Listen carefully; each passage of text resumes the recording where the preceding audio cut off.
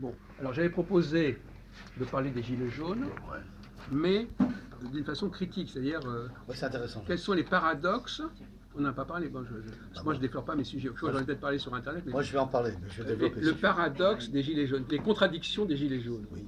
Alors, moi, je vais répondre. Bon, alors, on va laisser la parole pour commencer à Alors, Jacques, pour te répondre, les Gilets jaunes, le but de cette manifestation, c'est que la population française a demandé à être détaxée, à détaxer l'État qui était prêt à faire une taxe globale sur les importations et les productions enfin, d'essence et des consommateurs d'essence de voitures. Voilà, des voitures aux conducteurs français, la société française. Voilà. Bon, ça c'est la première cause. Mais la deuxième cause, après cette manifestation, il y a les casseurs, donc la racaille des cités. Tu veux pas que j'en parle? Si, mais bon, c'est pas. Bon, je vais faire court. Fais court. Voilà. Donc il y a des racailles de cité de Mercarine qui se masquent la gueule et tout, et qui adorent le rapport de force avec les forces de l'ordre, et qu'ensuite après, ils se mettent à casser les institutions. Oui. Voilà. Ils s'en foutent complètement. Quoi. Voilà. Noir, arabe, Enfin, maintenant, on a dit que les Gilets jaunes se radicalisent eux-mêmes, donc c'est même pas un argument. Maintenant, on fait même plus la différence. Hein. On dit beaucoup de Gilets jaunes, ils sont mis avec les casseurs. Donc il n'y a pas cette division. Non, aussi. bien sûr. Il y a l'implication. Bon, enfin, c'était pas mon problème. Non, mais mon problème, c'est parce que ça, c'est des banalités. Ouais. Mon problème, c'est qu'est-ce qui est contradictoire dans la mentalité des Gilets jaunes. Ah. Alors, je récapitule deux choses pour mettre sur la voie. Un, de quoi se plaignent-ils? Et deux, comment ils fonctionnent, comment ils s'organisent. Parce que, voilà. Ils trouvent qu'il y a une organisation, Jean-Paul. De l'augmentation des carburants, ça touche une partie de la population qui est rurale et qui a beaucoup besoin, mais qui est classe moyenne et qui a besoin de se déplacer avec sa voiture. Comme la hausse des carburants les pénalise, ils se sont mobilisés. En tous les cas, l'origine est un peu obscure. J'ai un peu de mal parce qu'une si grande organisation partie de deux messages comme ça. Tu veux dire qu'il y a deux France, quoi. C'est un peu compliqué, mais bon, toujours dit qu'ils se sont organisés, c'est cette catégorie de personnes. Et les contradictions, c'est que ils n'ont pas de meneur, et quand des personnes veulent essayer de négocier, ils sont menacés de mort, ils sont empêchés de négocier. Donc, par contre, je vais rajouter quelque chose. Le problème aussi des manifestants, c'est qu'il peut y avoir une masse française, Paris, région parisienne, qui manifeste et qui revendique, ce qui est un droit, ce qui est légal. Mais le problème, c'est qu'ils n'ont pas pensé à une chose qui est très importante, c'est de mettre comme un peu un chef de groupe, pour que ce chef de groupe soit reçu par le chef de l'État ou un président de la République. Porte-parole. Voilà, un porte-parole qui peut être l'intermédiaire entre les politiques et ce groupe de manifestants qui revendiquent. Voilà. Oui, mais ils n'ont pas pensé à ça. Est-ce que le succès, il n'est pas là justement, qui sont ni de droite ni de gauche et apolitiques, et ça serait le succès des Gilets jaunes, puisqu'ils ont mis la classe politique de côté. Non, mais ce qu'il y a bien, c'est que aussi les Gilets jaunes, enfin toute la société française, n'a pas demandé que le problème de la taxe, ils ont demandé aussi des augmentations des prestations sociales. Donc il y a un malaise en France, il y a une misère qui est quand même implantée, et qu'on ne peut pas y échapper. Voilà. Et que l'État ne bouge pas. Donc s'il bloque les comptes, c'est un problème de finance. S'il débloque, s'il débloque les fonds financiers d'une partie des trésoreries d'État, au peuple, ça va s'écouler. Donc ça va mettre les gens un peu plus à l'aise. Moi je pense que le problème, il n'est pas là. Pour toi, c'est pas là. Je pense que Macron a fait une erreur technique. Vas-y. C'est qu'en France, il y a deux France. Il y a la France des villes et la France des campagnes. Ça, c'est vrai. Et Macron, ça, il ne l'avait pas analysé. Ah ouais. Et c'était ça qui était grave. La France des départements, oui. Parce qu'il y a eu Toulouse, Dijon et Bordeaux qui ont manifesté, et Marseille. Voilà. Je peux prendre par exemple le cas d'une jeune femme, par exemple, qui a 3 enfants, qui vit à la campagne et qui a 1 500 €, vit moins bien qu'une femme qui est africaine, à Saint-Denis, et qui a 3 enfants, parce qu'elle n'aura aucun avantage. Oui, donc il y a plus de profit dans les grandes villes que dans les campagnes. Voilà. C'est ça l'histoire. Donc, le problème, il est là. Jacques, qui peut reprendre la parole. On va trouver la réponse. On n'a pas trouvé la bonne réponse. Les contradictions. Oui, les contradictions, c'est pas nous celle-là. avons des éléments gilets jaunes qui sont révolutionnaires, le point levé, mais qui vivent des rentes de la bourse. C'est vrai que ces éléments sont un peu contradictoires. Bon, on va essayer de vous aider. On va vous aider. Donc, quand on entend à la télé quelqu'un qui dit moi j'arrive pas avec l'argent que je gagne. Voilà. Bon. À survenir à ses besoins. Donc là, il parle de ses moyens. De ses moyens personnels. Bon. Quand ils vont sur Paris, il fonctionne sur un plan Collectif. collectif, oui. collectif, personnel. Ah, oui, je comprends. Non. Bah, oui, alors tu comprends quoi? Oui. Bah, je comprends que l'individu se plante lui-même par rapport à sa situation et qu'il se retrouve dans un groupement collectif avec les autres qui sont un peu les mêmes problèmes aussi en même temps. Hein, Jacques? Oui, bon, Alors, c'est pas tout à fait ça. pas Mais ça. ça se rapproche. Ça se rapproche. Vous comprenez où on veut en venir là? Paradoxe. Ils font une lutte collective pour défendre des intérêts individuels. Voilà, c'est ça. Ah, voilà. Donc en fin de compte, Ah. ils parlent comme ils étaient en tant qu'individus. Ils disent moi, j'arrive pas, etc. Ils ne trouvent pas de solution collective pour s'organiser au niveau de la vie quotidienne. Oui, mais il faut t'intègrer vraiment qu'une personne qui est obligée d'avoir une ou deux voitures ne peut pas avoir le train de vie. On n'est pas de parler de ça. Qu'une Parle de ça, tu n'écoutes pas. On parle d'organisation. Les gens, est-ce qu'ils arrivent à s'organiser entre eux pour régler leurs problèmes d'argent? Oui, on sent qu'il n'y a pas de solidarité, c'est ça qu'on peut dire. Ils arrivent à se mettre d'accord entre eux pour aller sur Paris. Ils n'arrivent pas à se mettre d'accord entre eux pour vivre. C'est un problème. Pour vivre, pour régler leurs problèmes d'argent, solidarité, vie quotidienne. organisation, etc. Budgétaire. C'est ça la grande contradiction. Je sais pas, vous avez rencontré. Budget des En fin de dépenses. compte, les gens, ils parlent, voilà, j'arrive pas à ceci, j'arrive. Il dit pas, nous on n'arrive pas. Il dit pas, on s'est pas organisé. Ils sont pas capables de s'organiser au quotidien, mais ils sont capables de s'organiser pour venir en masse à Paris. C'est ça, pour faire des Alors manifestations. qu'on pourrait imaginer qu'ils pourraient s'organiser au niveau social, au niveau communautaire, pour partager les frais, pour faire ceci, pour faire cela, pour solidarité. Mais en fin de compte, finalement, Mais ils ça, raisonnent- Oui, alors, ils s'organisent pour revendiquer plus que pour améliorer la situation par eux-mêmes. voilà, c'est ça. Ouais. Alors, c'est un paradoxe. Alors, maintenant, J'allais dire, mais il l'a dit. la question de savoir, maintenant, dernière question, c'est pourquoi il y a cette contradiction. D'où elle vient cette contradiction? Moi, je pense pas que c'est une contradiction. Le français, il est individualiste. Et, Ah ben, s'ils sont et- si individualistes que ça... et il est alors- individualiste et c'est même culturel. C'est-à-dire mais qu'on a si- fait tout pour qu'il mais le si- soit. S'ils sont individualistes, alors pourquoi ils arrivent à venir en masse? Mais parce que c'est sur une journée Ah, par non, semaine. d'accord, d'accord. Il faut pas exagérer. Bon, n'empêche que c'est une contradiction. Alors maintenant, pourquoi? La question, c'est pas la peine de tourner autour du pot. Pourquoi? Parce que c'est pas culturel. En France, Alors, on n'est pas des Bon, communistes. d'accord. Alors, d'autres réponses à ce sujet? Moi, autrement, je vous donnerai la réponse. Pourquoi, comme on l'a dit suffisamment, mais je vous demande de vous calmer un petit peu, Jean-Marc. Hein. Vous n'êtes pas en train de. Vous n'avez pas saboté la discussion avec des affirmations péremptoires. Hein. Bon, ça va là. Il dit pourquoi. Pourquoi j'ai pas de réponse là. Vas-y. Alors pourquoi en masse? Si, bah, quand les gens disent j'arrive pas Oui. à faire ceci, j'arrive pas à faire cela, il parle de son problème à lui. Oui, son problème intérieur. Voilà. Interne. Non, pas interne, en fait, de son Enfin, problème intérieur. de De vie Interne, quotidienne. c'est pas interne. Ah, mais de vie quotidienne, j'ai on ne compris pas ça. des mots. Ah, mais c'est bon. Bon. Alors la question de savoir pourquoi Pourquoi ce paradoxe, pourquoi cette contradiction. C'est facile à trouver si vous avez des schémas, des grilles d'explication, c'est facile. Bah, pour moi, c'est des gens Qu'est-ce qui... qui je vais vous expliquer autrement. Quand quelqu'un a des paradoxes et des contradictions, dépassons le problème des gilets jaunes. Oui, j'ai compris. Quand vous avez quelqu'un qui a des comportements contradictoires, qu'est-ce que ça veut dire? Et d'où ça vient? Tu veux dire qu'il n'est pas d'accord avec lui-même? Voilà.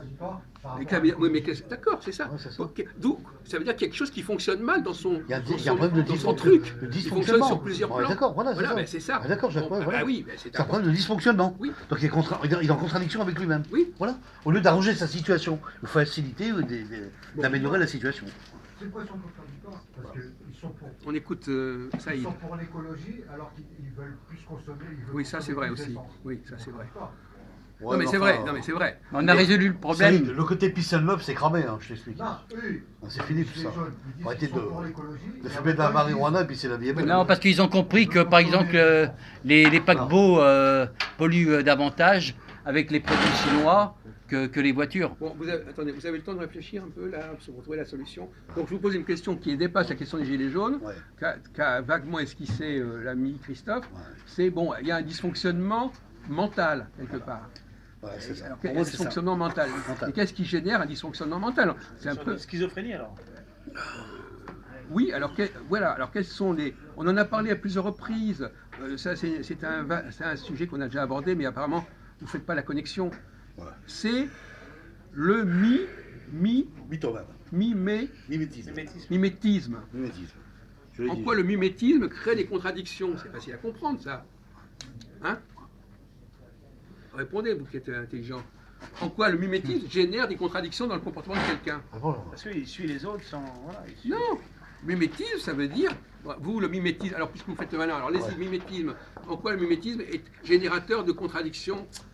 Moi, c'est pas le mot juste, Jacques, c'est pas le mimétisme. Alors, imitation, si vous préférez. Ouais, voilà, c'est plus un problème de comportement intérieur de l'individu qui est en contradiction avec lui-même et qui ne sait pas ce qu'il veut. Mais pourquoi Voilà. est-il en contradiction? Ils ne sont pas déterminés, monsieur. Il est en contradiction parce qu'il est dans le mimétisme. Oui. Mais non, mais Oui. tu n'en sors pas de ton Oui, problème. mais alors, mais ça reste une espèce de photocopie. Enfin, je veux dire, il imite les autres, il s'assemble avec les autres. C'est un instinct grégaire, ils se suivent les uns les autres. Non, il n'a pas compris. Bon, Vous, Jean-Marc, vous comprenez, vous? Essayez de sauver l'honneur. Romain. Mais non, mais si. Surtout même quand vous n'avez pas assez J'étais d'entraînement, en vous train n'avez de pas assez cligner. de café philo. S'agit-il de gens qui ne prennent jamais d'initiative, sauf quand ils contestent? C'est ça. Mais quand ils construisent, c'est comme si C'est ce que j'ai dit. ils ne voulaient pas du tout avoir Voilà. ce pouvoir-là d'initiative. Toute leur force, leur énergie, ils mettent tout ça dans la contestation. Mais c'est ce que je voulais dire, Ils ne Philippe. veulent pas du pouvoir. Oui, mais ça ne va pas prendre de responsabilité. Couper une tête de plus, admettons, maintenant. Voilà. Mais c'est pas une force qui, collectivement, va faire de réelles propositions. Ils ne se mettent pas à la place du pouvoir. Mais tu penses pas qu'il y a des étapes Ils dans sont passifs. une semi-révolution? Comme ils- Philippe. comme C'est d'autres ça. attendraient Philippe. leurs allocations. C'est ça. C'est bien. Ils attendent des subventions par l'État. En l'occurrence, pas tout à fait, mais ça revient à ça. Bon, Ouais. on va reprendre. Mais c'est ce que je voulais dire tout à l'heure, c'est que, Tu Attendez, restructures. Non, c'est lui, machin. c'est que ce que je voulais dire, Philippe, par là, pour moi, à ma connaissance, si tu veux, c'est que non, mais écoute-moi, écoute mes versions. Cette manifestation, ils ont beau gueuler, ils ont beau revendiquer, ils ont beau casser tout ce que tu veux. Il n'y en a pas un qui sait prendre une décision. Et il n'y en a pas un qui va respecter les classes politiques actuelles qui sont au pouvoir. Tu comprends? Il n'y a pas un chef de file. C'est très simple. Un chef d'orchestre, mais ils en veulent pas. Voilà, c'est tout. Non, Ouais, mais- bah, c'est des non, abrutis, ces non, gens. mais ça, c'est. On en a Ils pas. fonctionnent que par le mouvement Non, violent. mais ça, c'est un autre problème. D'abord, premièrement, non, mais leur mode de fonctionnement. Bon, alors on va distinguer entre leur véritable mode de fonctionnement et ce qui vient parasiter leur mode de fonctionnement. D'accord.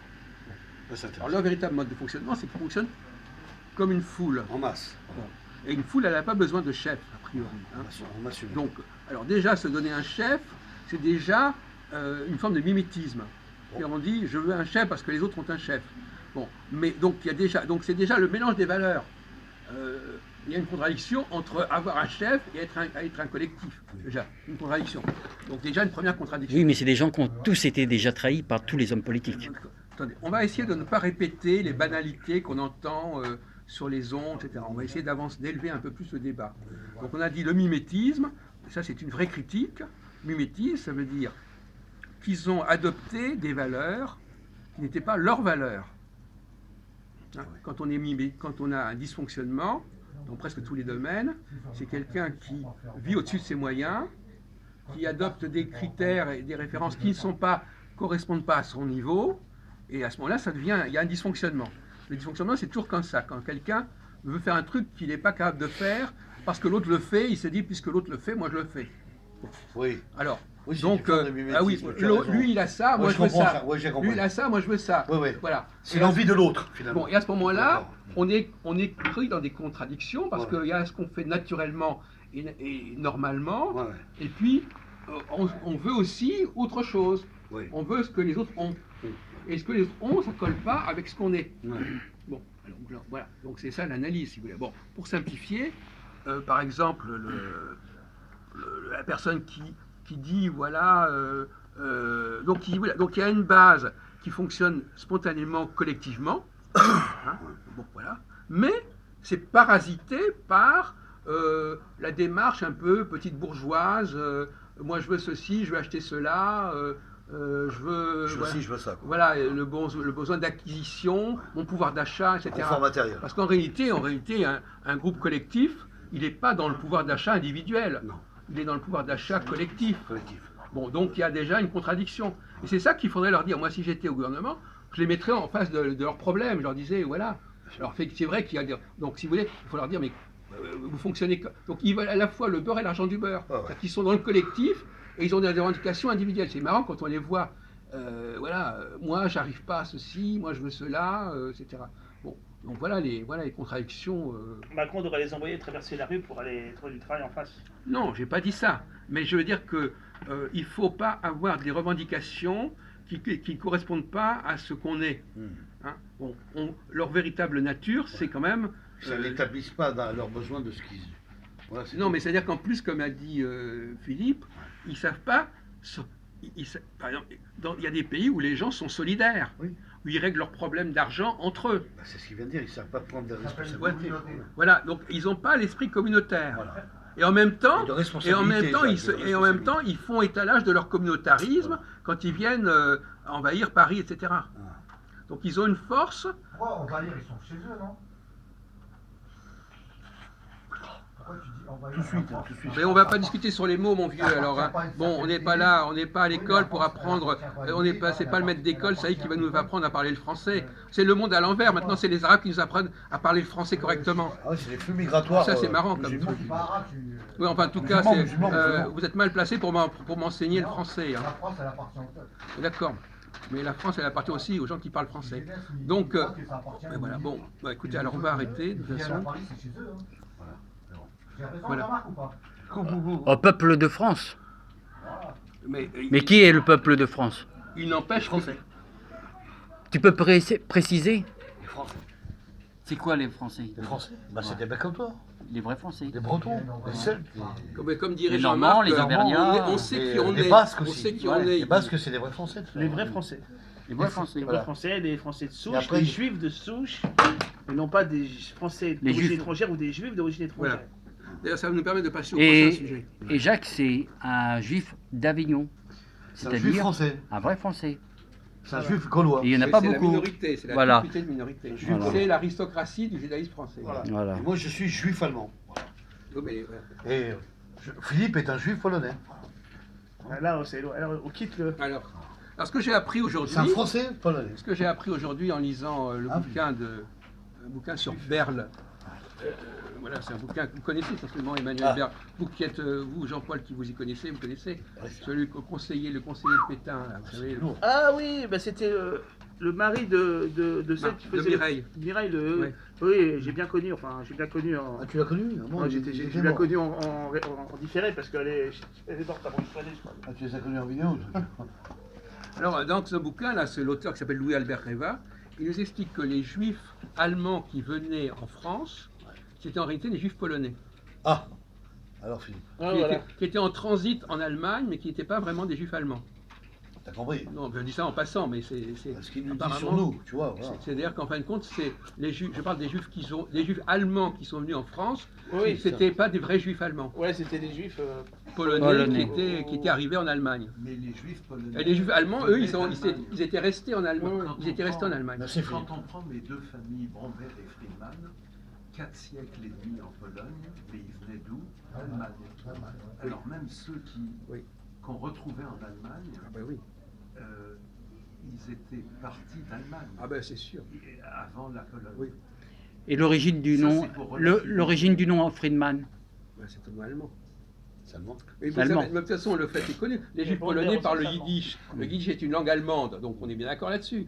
C'est évident. Mais enfin, je répète que dire que, Oui, que les oui. juifs polonais étaient 400 ans avant en Allemagne, ça n'empêche pas que pendant ce temps-là, ils étaient en Pologne. Bon, voilà. Ça fait même penser à 400 ans, comme quand ils étaient 400 ans en Égypte. Oui, voilà. Et ils sont sortis de Oui. l'esclavage. Quel était le Moïse qui vous a emmené en Pologne?